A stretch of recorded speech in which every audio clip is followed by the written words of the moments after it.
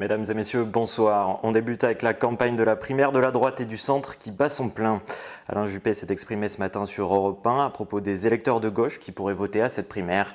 L'ancien Premier ministre a déclaré qu'il n'avait pas peur du suffrage universel. Il pense que certains de ses concurrents veulent dissuader les gens d'aller voter.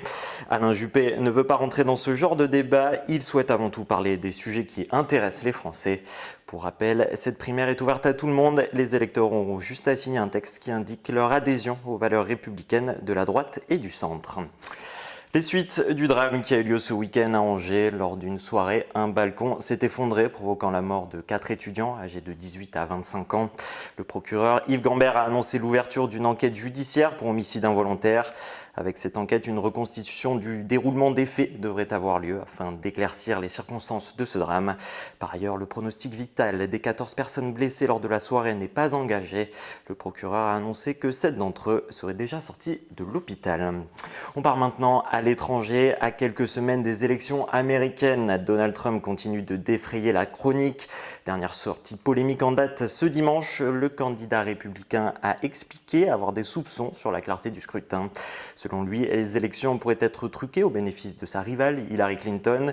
Il a justifié cela par l'attitude des médias à son encontre. Il a également émis un doute sur le déroulement du vote lui-même. Donald Trump est en grande difficulté à la faute aux différents scandales qui ont été révélés ces derniers jours. Le dernier sondage en date donne d'ailleurs Hillary Clinton vainqueur avec près de 11 points d'avance. On passe maintenant à la page sport et du rugby. Suite et fin de l'affaire des corticoïdes. Le joueur du Racing Métro, Dan Carter, ainsi que deux de ses coéquipiers ont été blanchis. C'est en tout cas ce que révèle le quotidien L'Équipe aujourd'hui. Des traces de corticoïdes avaient été retrouvées dans les urines de l'ouvreur néo-zélandais lors de la finale du Top 14 en juin dernier. Une finale que les Franciliens avaient remportée face à Toulon.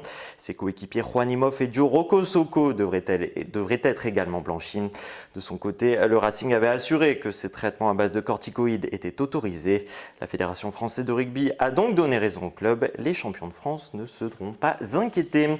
On termine cette édition avec cette information insolite. La Norvège n'offrira pas de montagne en cadeau à la Finlande. Cette idée est venue des habitants du nord de la Norvège qui avaient proposé de donner le mont Alti, une offrande pour le centenaire de l'indépendance finlandaise. Malheureusement pour les Finlandais, la constitution de leurs voisins ne le permet pas.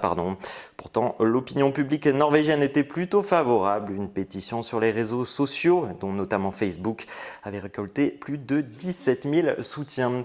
Voilà pour l'essentiel de l'actualité. Au prochain point dans une demi-heure. Très bonne journée à tous.